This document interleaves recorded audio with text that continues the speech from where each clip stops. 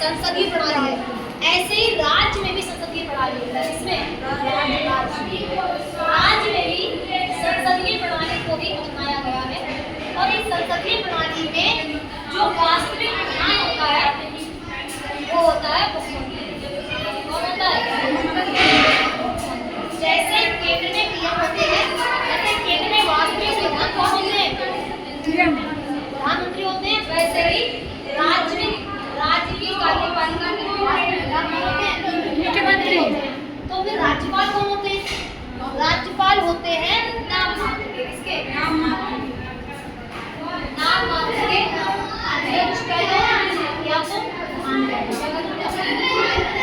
और जैसे राष्ट्रपति जी होते थे केंद्र के नाम मात्र के अध्यक्ष, वैसे ही राज्य के नाम मात्र के अध्यक्ष कौन होते हैं?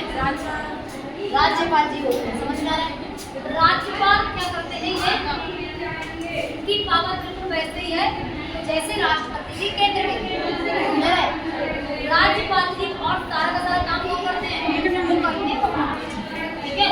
राज्यपाल का पद जो है वो कनाडा से आया है। कहाँ से आया? कनाडा से लिया गया राज्यपाल का पद।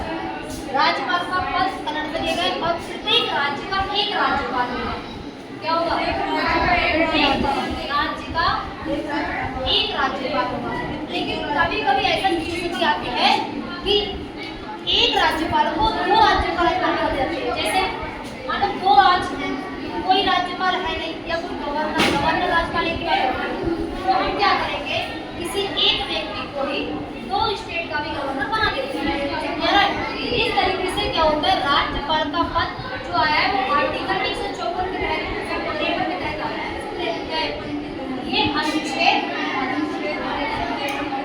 153 के तहत ये कहा गया है कि प्रत्येक राज्य का प्रत्येक राज्य का एक राज्यपाल होगा।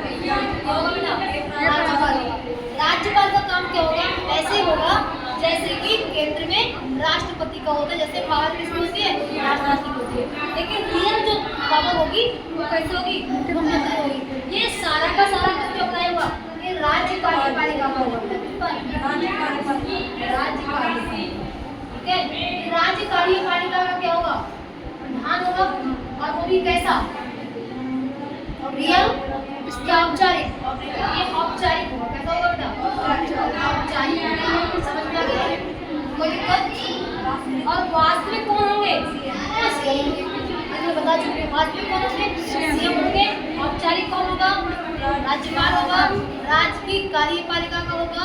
प्रत्येक कार्यपालिका हर राज्य की अलग होगी।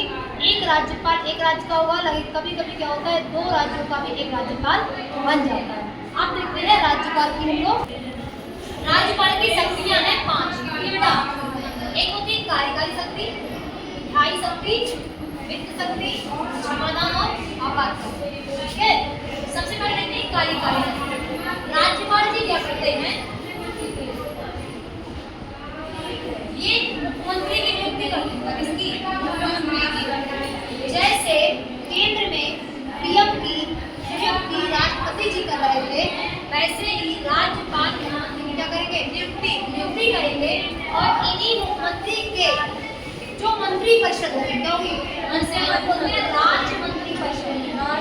मंत्री परिषद उसकी भी नियुक्ति करने का काम किसका है?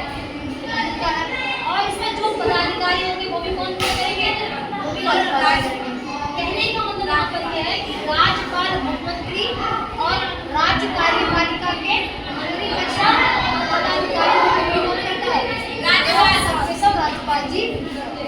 अब आते हैं विधायी शक्ति। इसमें विधायी शक्ति पहली बार विधेयक कहाँ बनता है? विधायिका में। कहाँ बनता है? विधायिका में। और जब तक विधेयक पर बहस नहीं होगी वो कानून बनेगा नहीं। राज्य की कार्यपालिका में किसी भी विधेयक पर राज्यपाल के हस्ताक्षर नहीं होंगे तब तक वो क्या नहीं होगा? मान्य नहीं होगा। क्या मान्य? जैसे केंद्र में जब तक राष्ट्रपति के हस्ताक्षर नहीं हो रहे थे क्या वो मान्य हो रहा था? नहीं हो रहा था। तो तुम मुझे ये बताओ जो राज्य की कार्यपालिका में जो विधेयक है क्या जब तक वो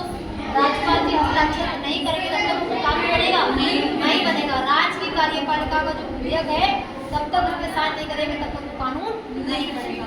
और क्या कर देंगे देखो, एक विधानमंडल किसकी बेटा, विधानमंडल की जो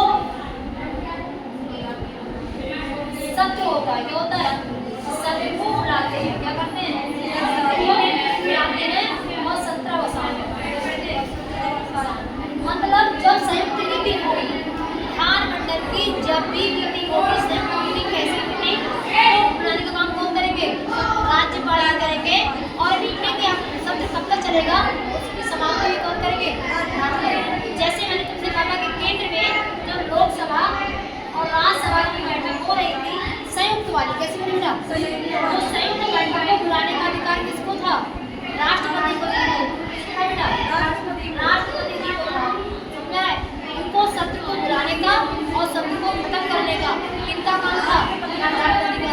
तो केंद्र में अप्लाई था, राज्य में वो काम किसके हैं, राज्यपाल। समझा रहे, राज्यपाल ही क्या करेंगे, विधानमंडल के सत्र को बुलाएंगे और उसके मंडल को क्या करेंगे, समाप्त भी करेंगे। आगे देखो राज्यपाल क्या करते हैं, इमरजेंसी फंड निकालते हैं। इमरजेंसी फंड निकालने का अधिकार किसको है, राज्यपाल को प्राप्त है। अगर राज्यपाल चाहे तो इमरजेंसी फंड निकाल सकते हैं और किसके लिए, पंचायतों के सुधार के लिए, पंचायतों के सुधार के लिए राज्यपाल जी क्या कर सकते हैं, वित्त शक्ति का यूज करके इमरजेंसी फंड को ले सकते हैं। दूसरा क्षमादान, ऐसे राज्यपाल को क्षमादान शक्ति प्राप्त है, लेकिन वो फांसी का मामला करते हैं, कर सकते हैं, नहीं कर सकते, फांसी की सजा माफ नहीं कर सकते और ना ही सेना के लिए राष्ट्रपति माफ कर सकते हैं अपने राज्य लेवल पर, लेकिन ना वो फांसी सजा माफ कर सकते हैं और ना ही सेना के माफी दे सकते हैं। सेना के लिए तो मैंने बताया अलग से कोड होता है, मार्शल कोड होता है, क्योंकि सेना का तो प्रावधान अलग है। इमरजेंसी में क्या होता है, तो राज्यपाल जो है पहली बात इनको इमरजेंसी लगाने का अधिकार ही प्राप्त है। क्या अधिकार है, राज्यपाल को इमरजेंसी लगाने का अधिकार नहीं है।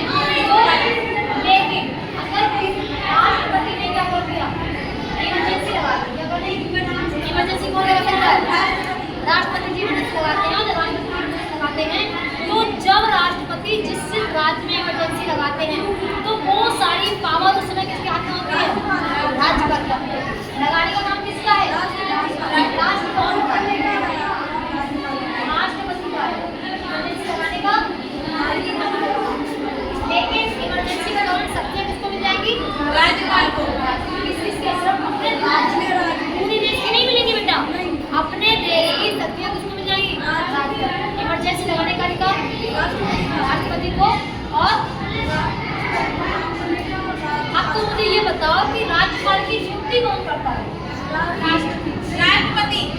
राज्यपाल की नियुक्ति कौन करता है, बिल्कुल सही, कौन करते हैं, राष्ट्रपति जी करते हैं। राष्ट्रपति जी इनकी नियुक्ति करने का काम करते हैं। इसी का समझ आ गई, शक्तियाँ बन गई, कार्यकारी क्या होती है, विधायी क्या होती है,